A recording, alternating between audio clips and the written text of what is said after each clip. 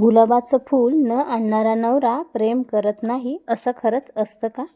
लग्नानंतरचं प्रेम बहुतेकदा मी तुझ्यावर प्रेम करतो या शब्दांनी सुरू होत नाही, तर काही प्रेमकथा रोजच्या कष्टांनी लिहिल्या जातात.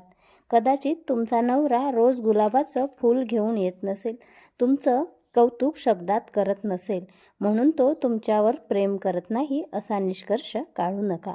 अनेक पुरुषांना प्रेम शब्दात किंवा कृतीत व्यक्त करायला जमतंच असं नाही. त्याची प्रेमाची भाषा वेगळी असते.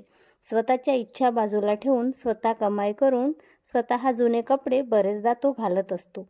पण मुलांच्या शिक्षणात, बायकोच्या आनंदात व घराच्या गरजांमध्ये कधीच कमी पडू देत नाही. त्याची कष्टाचे हात व कपाळावरचे घाम आणि जबाबदारीने भरलेलं आयुष्य हेच त्याचं प्रेम व्यक्त करण्याचं साधन असते. प्रेम फक्त गोड बोलण्यात नसते, तर ते प्रेम आपल्या माणसांच्या चेहऱ्यावरचं हसू टिकवण्यासाठीही असते. म्हणून तो स्वतःच्या थकव्याकडे दुर्लक्षही करत असतो. प्रत्येक वेळी शब्द शोधण्यापेक्षा कधीकधी माणसाची कृती त्याच्या प्रेमाचा सर्वात मोठा पुरावा असतो. म्हणूनच मैत्रिणींनो, शब्दाइतकंच कृतीतून दिसणारं प्रेम ओळखा आणि शक्य असेल तेव्हा त्या प्रेमाबद्दल एक साधं धन्यवाद नक्की म्हणा. आणि आजचा हा संदेश आवडल्यास व्हिडिओला लाईक करा, शेअर करा व चॅनलला सबस्क्राईब करा. धन्यवाद.